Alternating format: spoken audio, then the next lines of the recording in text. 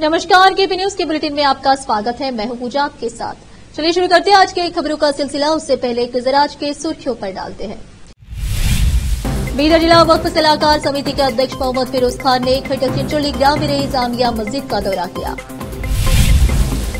बीदर जिला कांग्रेस की ओर से 25 अगस्त को अभिनंदन समारोह।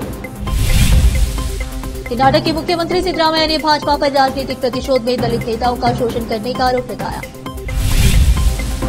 मैसूर पैलेस में विशालकाय दैत्यों के आगमन के साथ भव्य दशहरा उत्सव के लिए मंच तैयार। महाराष्ट्र चुनाव से पहले शरद पवार का बड़ा बयान, एनसीपी से कोई मुख्यमंत्री नहीं बनेगा, मैं भी रेस में नहीं। जन्माष्टमी से पहले भगवान श्री कृष्ण की नगरी मथुरा बारिश में बनी ताल तलैया।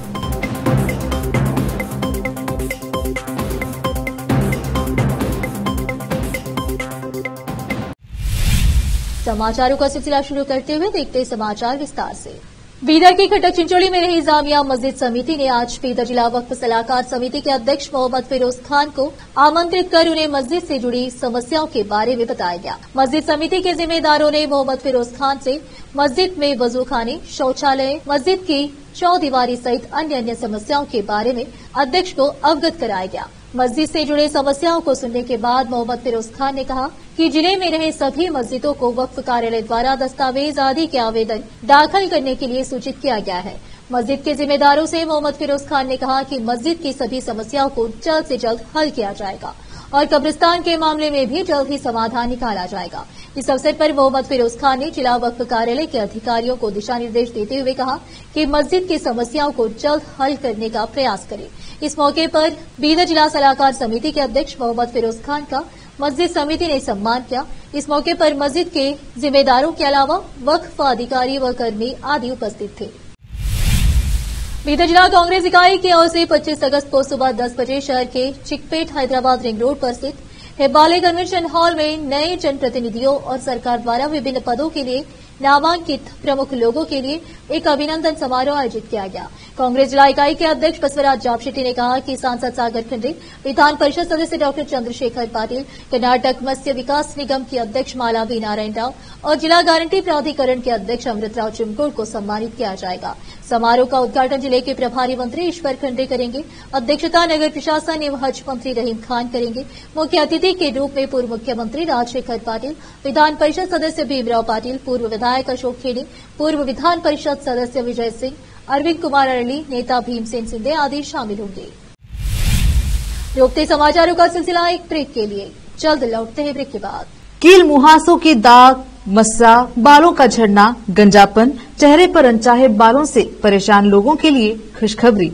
अब इन सभी प्रकार की समस्याओं को दूर करने के लिए शहर बीदर में खुल गया है Biyani skin and hair clinic, cosmetic and laser centre, जहां पर त्वचा, बालों एवं चेहरे पर दाग धब्बे, शरीर में खुजली, नाखूनों से संबंधित बीमारी के अलावा और भी कई बीमारियों का इलाज किया जाता है। इसके अलावा बीदर में पहली बार यहां पर अनचाहे बालों को निकालने के लिए लेजर ट्रीटमेंट अवेलेबल है। अपने खोए हुए बालों के लिए पीआरपी और जीएफसी थेरेपी अवेलेबल है। यहां पर लेजर द्वारा टैटू भी रिमूव किया जाता है और मस्से भी निकाले जाते हैं। Doctor Vinay Kumar Biyani MBBS MD, consultant dermatologist, cosmetologist and trichologist की निगरानी में चलाए जाने वाले स्किन एंड हेयर क्लिनिक में आकर अपनी बीमारियों और समस्याओं को दूर कीजिए और इस क्लिनिक के इलाज से फायदा उठाइए। आज ही चले आइए। यहाँ पर बीदर के अलावा महाराष्ट्र और तेलंगाना से भी पेशेंट आकर लाभ उठा रहे हैं। पहले पीआरपी थेरेपी और लेजर ट्रीटमेंट के लिए लोग हैदराबाद जाते थे। अब यह सब चीजें यहीं बीदर में उपलब्ध है। नई कमान के पास बस स्टॉप के सामने बिल्डिंग में हमारा क्लिनिक है। चले आइए Biyani skin and hair clinic, cosmetic and laser centre. Timing सुबह 11 बजे से 9 बजे तक, 11 to 9 PM। अपॉइंटमेंट के लिए इस नंबर पर संपर्क कीजिए 9243573333। ब्रेक के बाद आपका स्वागत है। आइए देखते हैं देश के अन्य समाचार।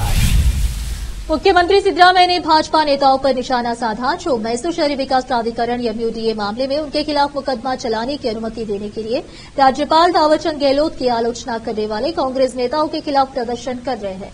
मुख्यमंत्री ने एक्स को निशाने पर लेते हुए कहा, कर्नाटक भाजपा के नेता जो कर्नाटक के राज्यपाल थावरचंद गहलोत के गलत कामों के बारे में हमारे सवालों का जवाब नहीं दे सकते, अब दलित कार्ड खेल रहे हैं। यह स्वाभिमानी दलित समुदाय का अपमान है। सिद्धरामैया ने सवाल किया कि अगर भाजपा नेता वास्तव में दलित समुदाय से ताल्लुक रखने वाले थावरचंद गहलोत का सम्मान और प्रशंसा करते हैं तो उन्हें केंद्रीय मंत्रिमंडल में रखने के बजाय पिंजरे में बंद तोता क्यों बना दिया।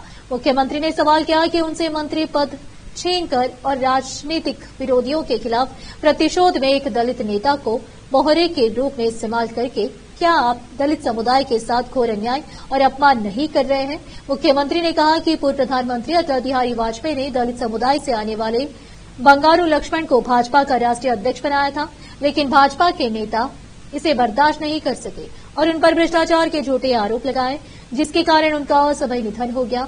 उन्होंने भाजपा से यह सीखने को कहा कि कांग्रेस के वरिष्ठ नेता अखिल भारतीय कांग्रेस कमेटी के अध्यक्ष मल्लिकार्जुन खड़गे के साथ किस तरह से व्यवहार करते हैं जो दलित समुदाय से आते हैं। इस वर्ष भव्य दशहरा समारोह के लिए मंच तैयार है। विरासत शहर मैसूर शुक्रवार सुबह मैसूर पैलेस परिसर में 9 दशहरा हाथियों के पहले सेट का स्वागत करेगा। मंगलवाद्य की धुनों के बीच दशहरा कार्यकारी समिति के अध्यक्ष एच.सी. महादेवप्पा की अनुपस्थिति में समिति के उपाध्यक्ष और केपीसीसी के कार्यकारी अध्यक्ष विधायक तनवीर सेठ ने सुबह 10:11 पर हाथी दांत की पूजा की। मैसूर पैलेस के जय मार्तंड द्वार पर शुभ तुला लग्न में पूजा की गई। विधायक हरीश गौड़ा और भाजपा विधायक TS Srivatsa, Mysore DCG Lakshmikant Reddy, APCCF Kumar Pushkar, मुख्य वन संरक्षक मैसूर सर्कल मालती प्रिया, डीसीएफ वन्यजीव मैसूर डिवीजन आईबी प्रभु गौड़ा उनके साथ शामिल हुए। उन्होंने पुष्पांजलि अर्पित की और हाथियों को गन्ना और गुड़ खिलाया। पुलिस विभाग के कर्मियों ने मैसूर के मेहमानों अभिमन्यु, धनंजय, गोपी, भीम, रोहित, कंचन, एकलव्य, वरलक्ष्मी और लक्ष्मी को सम्मान दिया और अपनी सूंड लहराई। मोदी प्रशासन की विनिवेश योजना से अलग हटकर संकेत देते हुए केंद्रीय भारी उद्योग एवं इस्पात मंत्री एच.डी. कुमारस्वामी सार्वजनिक क्षेत्र का उपक्रमों में पुनर्निवेश पर जोर दे रहे हैं, जिनका पुनरुद्धार उन्होंने कहा चुनौतीपूर्ण है। कुमारस्वामी ने कहा, मैं केवल विनिवेश शब्द को पुनर्निवेश से बदलने की कोशिश नहीं कर रहा हूं। मेरा उद्देश्य निवेश वापस लाना और पीएसयू को पुनर्जीवित करना है। आर्थिक मामलों की मंत्रिमंडलीय समिति के सदस्य कुमारस्वामी ने कहा कि वह प्रधानमंत्री नरेंद्र मोदी के मेक इन इंडिया और आत्मनिर्भर भारत ढांचे के तहत काम कर रहे हैं, ताकि यह सुनिश्चित किया जा सके कि सार्वजनिक उपक्रम भारत की जीडीपी वृद्धि में योगदान दे। कुमारस्वामी ने इस कठिन कार्यों को स्वीकार करते हुए कहा कि मोदी को नहीं बल्कि अधिकारियों को समझाने की जरूरत है। उन्होंने कहा कि अधिकारी पीएसयू के बारे में अलग राय रखते हैं। कुछ निर्णय पहले ही लिए जा चुके हैं। मैं सुधार लाने और पीएसयू को पुनर्जीवित करने के लिए ऐसे निर्णयों को उलटना चाहता हूं। मैं इस बारे में चिंतित लोगों को समझाने की कोशिश कर रहा हूं। युक्ति समाचारों का सिलसिला एक ब्रेक के लिए, जल्द लौटते हैं ब्रेक के बाद।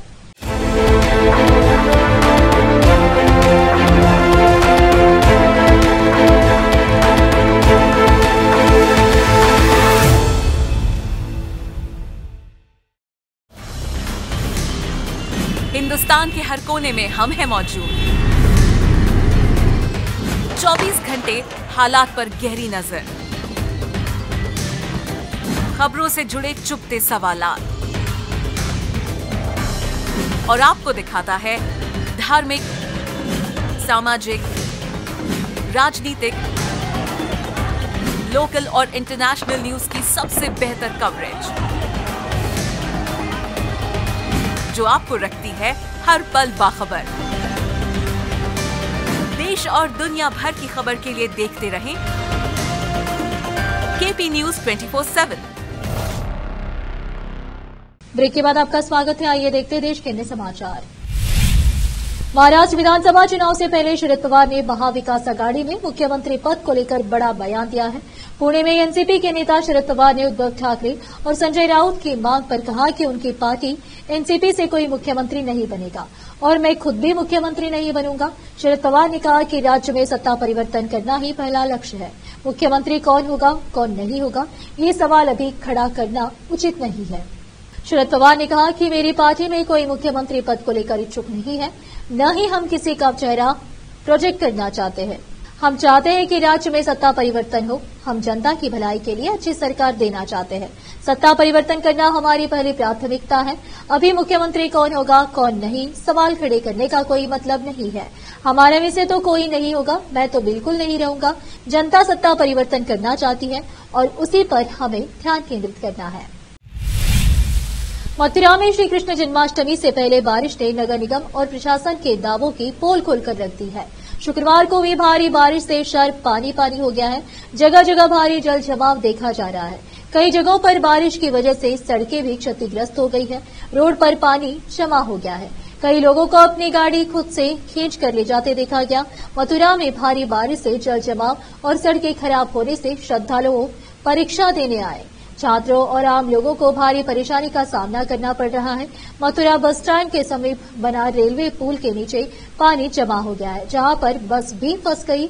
बारिश की वजह से जन्माष्टमी को लेकर व्यवस्थाएं चरमरा गई। 25 अगस्त को सीएम योगी खुद मथुरा का दौरा करने वाले हैं। सोमवार को जन्माष्टमी का पर्व होने के नाते मथुरा में बाहर से श्रद्धालु आ रहे हैं। जन्माष्टमी को देखते हुए प्रशासन भी बड़े बड़े दावे कर रहा था, लेकिन सारे दावे पानी में तैरते नजर आ रहे हैं। राष्ट्रीय जनता दल से पिछले कुछ महीनों में कई नेताओं का मोह भंग हुआ है और उन्होंने पार्टी छोड़कर नया ठिकाना तलाश लिया है। इसी पंक्ति में बिहार की सियासत में दलित चेहरा माने जाने वाले श्याम रजक भी शामिल हो गए हैं। संभावना व्यक्त की जा रही है कि बिहार के पूर्व मंत्री श्याम रजक अपने पुराने ठिकाने जनता दल यूनाइटेड जेडीयू में शामिल हो सकते हैं। माना यह भी जा रहा है कि श्याम रजक ने जेडीयू में शामिल होने से प्रदेश की सियासत का समीकरण भी बदलेगा। दरअसल श्याम रजक जेडीयू छोड़कर ही रजद में गए थे। हाल ही के दिनों में देश में आरक्षण को लेकर राजनीतिक तापमान बढ़ा हुआ है। ऐसे में यह महज संयोग नहीं हो सकता कि श्याम रजक जैसे नेता ने राजद छोड़ने का निर्णय इस समय लिया है। रजक की पहचान बिहार में एक दलित नेता की रही है। इसके अलावा बिहार में दलित नेता का चेहरा माने जाने वाले लोजपा रामविलास के प्रमुख चिराग पासवान और हिंदुस्तानी अवाम मोर्चा के प्रमुख जीतन राम मांझी एनडीए के साथ हैं। ऐसे में अगर श्याम रजक जेडीयू में आ जाते हैं तो माना जा रहा है कि अगले साल होने वाले चुनाव में दलित वोटरों को लुभाने में एनडीए राजद से मजबूत नजर आएगा। जगतियाल में आज पीआरएस पार्टी ने स्थानीय आरडीओ कार्यालय के सामने धरना दिया और प्रत्येक किसान को बिना किसी प्रतिबंधक के 2 लाख रुपए की ऋण माफी की मांग की। इस अवसर पर एमएलसी एल रमना, टीआरएस जिला अध्यक्ष विद्यासागर राम ने कहा कि कांग्रेस पार्टी पिछले चुनाव में किए गए वादों को लागू करने में विफल रही है और सरकार से सभी पात्र किसानों का 2 लाख ऋण तुरंत माफ करने की मांग की। उन्होंने कहा कि किसान आर्थिक समस्याओं से जूझ रहा है। राज्य सरकार को सभी किसानों का कर्ज माफ करना चाहिए। इस संबंध में आरडीओ को एक लिखित ज्ञापन सौंपा गया। इस प्रोग्राम में कार्यक्रम में पूर्व जेडपी अध्यक्ष दावा वसंता सुरेश द्वारा प्रवीण मजहर, रिजवान, मोहम्मद आसिफ और पीआरएस पार्टी के नेताओं कार्यकर्ताओं के अलावा अन्य लोगों ने भाग लिया। जगतियाल तेलंगाना से केपी न्यूज के संवाददाता मोहम्मद यूनुस की रिपोर्ट। दिल्ली एनसीआर में शुक्रवार को भारी बारिश से कई जगहों पर जल जमाव हो गया। रोड पर पानी जमा होने से कई इलाकों में लोगों को ट्रैफिक जाम का सामना करना पड़ा। दिल्ली में धौला कुआं, मोती बाग, जीटी के रोड समेत कई जगहों पर भारी ट्रैफिक जाम लगा हुआ है। बता दें कि दिल्ली में आज भारी बारिश हुई। मौसम विभाग ने येलो अलर्ट जारी किया था। दिल्ली में इस सप्ताह भारी बारिश होने की उम्मीद है। 24 अगस्त को शहर में आमतौर पर बादल छाए रहने और हल्की बारिश होने की संभावना है। अधिकतम तापमान 34 डिग्री सेल्सियस जबकि न्यूनतम तापमान 27 डिग्री सेल्सियस रहने की उम्मीद है। मौसम विभाग के अनुसार 25, 26 और 27 अगस्त को दिल्ली में आमतौर पर बादल छाए रहने और मध्यम बारिश होने की संभावना है। अधिकतम तापमान 33 डिग्री सेल्सियस पर स्थिर रहेगा और न्यूनतम तापमान 26 से 27 डिग्री सेल्सियस के बीच रह सकता है। एक बार फिर से रुकते हैं एक ब्रेक के लिए, जल्द लौटते हैं ब्रेक के बाद।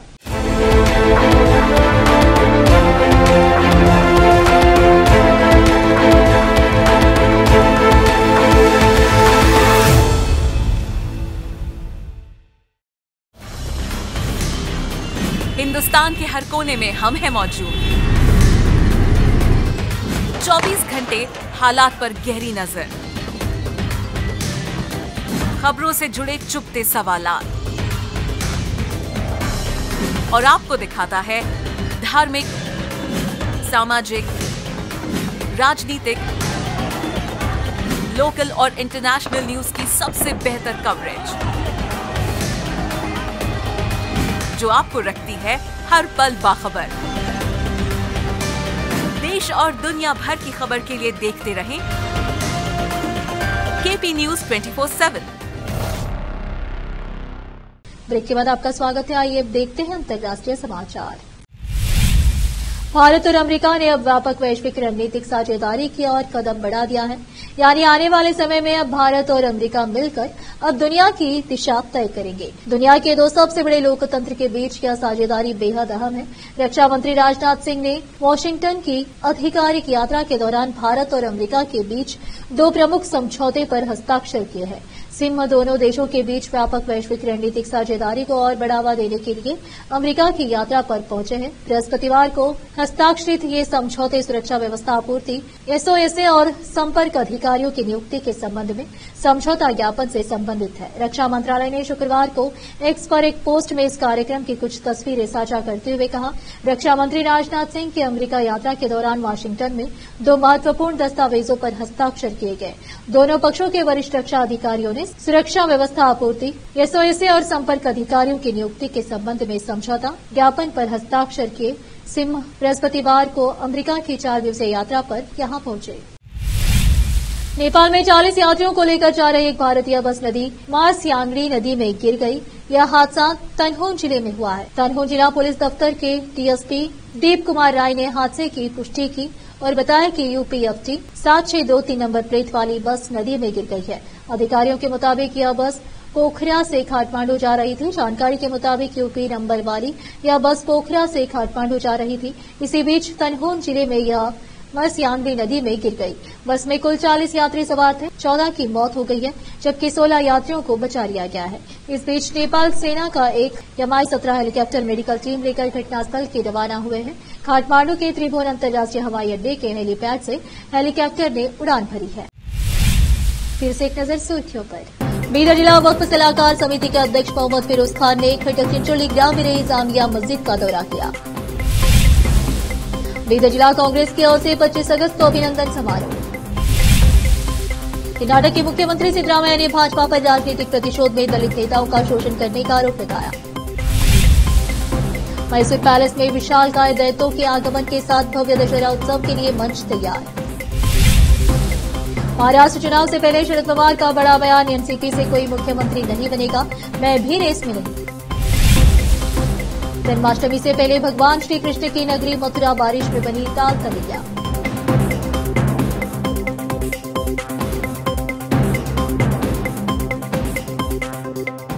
KP न्यूज के बुलेटिन में आज इतना ही। आप देख रहे थे हमारा चैनल KP News 24/7। धन्यवाद।